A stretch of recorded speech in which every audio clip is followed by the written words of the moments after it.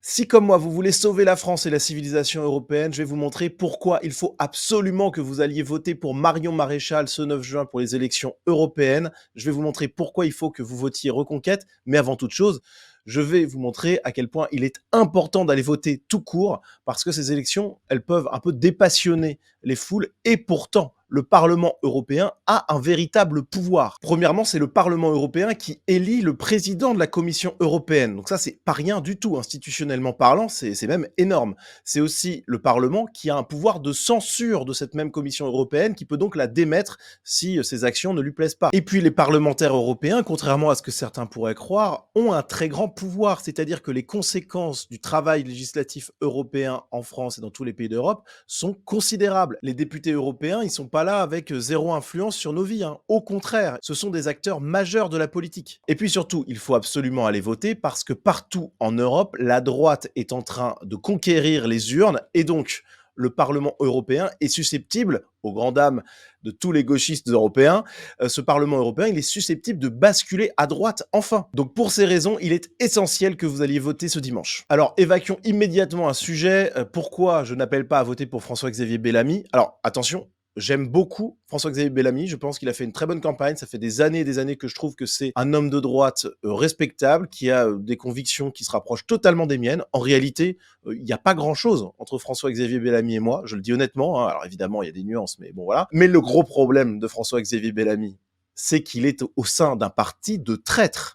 Les Républicains ont tout trahi déjà quand ils étaient au pouvoir, et ensuite, ils ont à leur sein des gens qui ne ressemblent pas du tout à François-Xavier Bellamy. Bellamy, c'est l'exception dans ce parti, et donc il est totalement pris au piège de ce parti, et donc ça serait un vote complètement perdu, contre-productif même, que de voter pour François-Xavier Bellamy, malgré sa belle campagne. Alors ensuite, pourquoi plutôt Marion que Jordan Bardella? Ça, c'est la question que beaucoup se posent et je vais justement y répondre. Avant toute chose, les amis, c'est très important.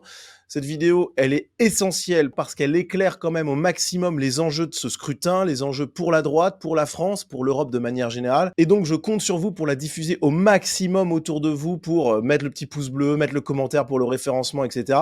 Il faut que cette vidéo soit vue le plus possible. Alors, pourquoi Marion plutôt que Jordan Bardella? Alors, pour ceux qui me connaissent, c'est évident, mais je vais quand même le dire ici, j'aime beaucoup Jordan Bardella. Voilà, je trouve qu'il apporte un vent de fraîcheur, mais même de rigueur, et je me reconnais beaucoup à la fois dans la forme et dans le fond de ce qu'est Jordan Bardella. Donc, ce n'est évidemment pas une prise de position anti-Bardella, mais plutôt une prise de position pro-France, pro-civilisation européenne. Et je ne ferai sans doute pas du tout la même vidéo si nous étions à la veille d'élections présidentielles. Que ce soit bien clair. Là, je suis pragmatique et je pense que c'est vraiment, ce que je vais vous dire, la meilleure chose pour la France. Mais Jordan Bardella, j'ai absolument rien contre lui. Mais ces élections-là, elles se font à un tour, à la proportionnelle, même s'il faut avoir plus de 5%, et ça aura son importance, on y reviendra, parce qu'en dessous de 5%, il n'y a pas d'élus, donc c'est quand même dramatique.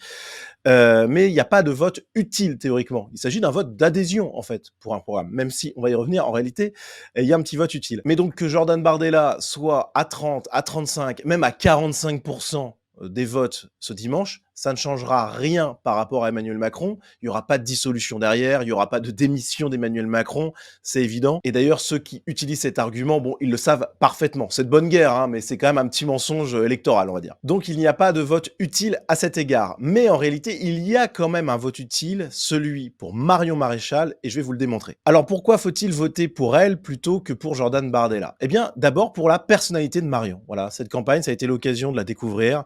Vous la voyez souriante, bonne ambiance ici au salon de l'agriculture par exemple. Franchement, on voit clairement que c'est une nana avec qui on a envie de passer une soirée sympa. Franchement, elle a l'air drôle, détendue. Vraiment, cette campagne, ça a été une petite révélation pour moi parce qu'on l'a découvert sous un angle un petit peu différent de ce qu'on avait l'habitude de voir d'elle. Donc voilà, on a envie de boire un coup avec elle. On l'a vu également, ça c'est toujours question personnalité.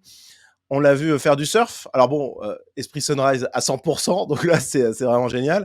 Puis voilà, je trouve que, vous voyez, ça a l'air d'être quelqu'un de normal, déjà, et ça l'est pour discuter avec des gens qui la connaissent bien, hein. C'est pas quelqu'un qui triche entre ce qu'elle représente publiquement et ce qu'elle est dans la partie privée de sa vie. Donc ça, c'est vraiment excellent. Puis voilà, elle apporte une fraîcheur quand même, enfin, appréciable à ce monde politique qui était un peu quand même dans le formol. Donc franchement, rien que pour ça, déjà, c'est pas mal. Et puis, sa campagne a été tout simplement exceptionnelle. que ce soit sur le fond ou sur la forme. Je veux dire, pour ceux qui l'ont suivi, alors c'est pas le cas de tout le monde, j'en conviens, mais pour ceux qui l'ont suivi, il n'y a pas eu un faux pas, elle a été géniale de bout en bout. Dans les débats, elle a été exceptionnelle, voilà, que ce soit techniquement ou même dans ces petits clashs hein, qu'on aime beaucoup regarder. Il y a beaucoup de gens parmi vous qui ont suivi mes commentaires en direct. Bon, voilà, elle a quand même été très percutante, incisive, et puis technique, voilà, elle a du niveau. Je peux vous dire qu'en face, Aubry, Hayé, Toussaint et compagnie, ça fait pas le poids, quoi.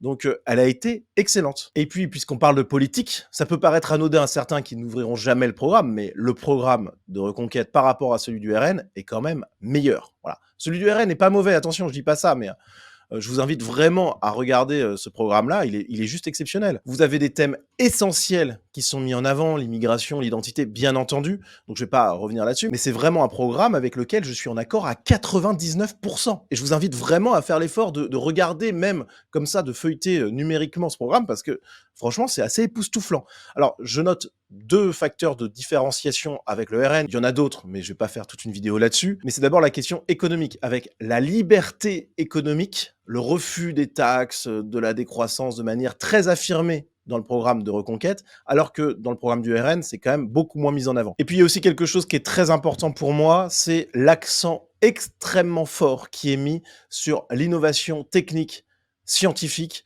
sur le progrès de manière générale et également sur la natalité. Donc là, j'ai absolument rien à dire. Ce programme, il est parfait, ou quasiment parfait, plus que celui du RN à mes yeux. Et franchement, il est sur la ligne Sunrise à quasiment 100% en fait. Autre argument en faveur du vote Marion Maréchal qui, moi, me parle énormément, je pense que ça résonnera avec beaucoup d'entre vous aussi, c'est la présence d'Evelyne Reber sur la liste de Marion Maréchal, mère de Julien Vincent, assassiné lors de l'attentat djihadiste de 2020 à Romans-sur-Isère.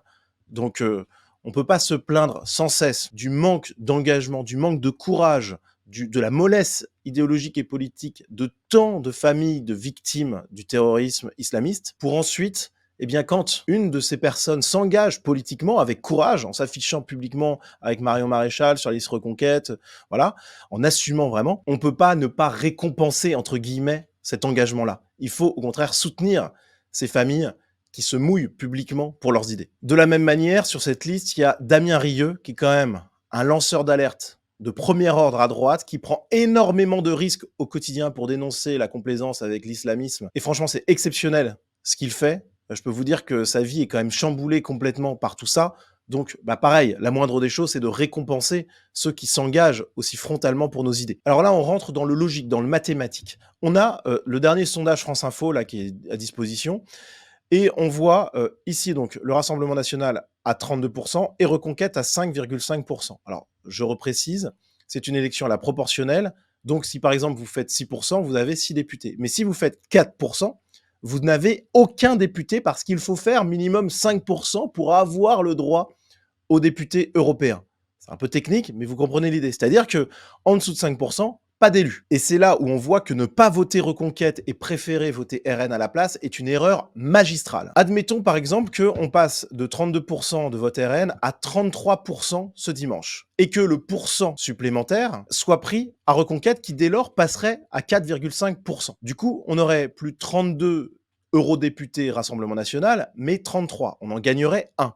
Sauf qu'en gagnant 1, on perdrait les 5 que Reconquête aurait obtenus s'il n'y avait pas eu ce transfert de voix. Donc pour un député patriote supplémentaire envoyé à Bruxelles, on en perdrait 5. Mathématiquement, c'est une catastrophe. Il y a également un argument de compétence politique et d'image. Est-ce que vous préférez avoir le 33e, le 32e, le 34e ou 31e même député RN? Alors, j'ai rien contre eux personnellement, ils sont sans doute super, il n'y a pas de problème.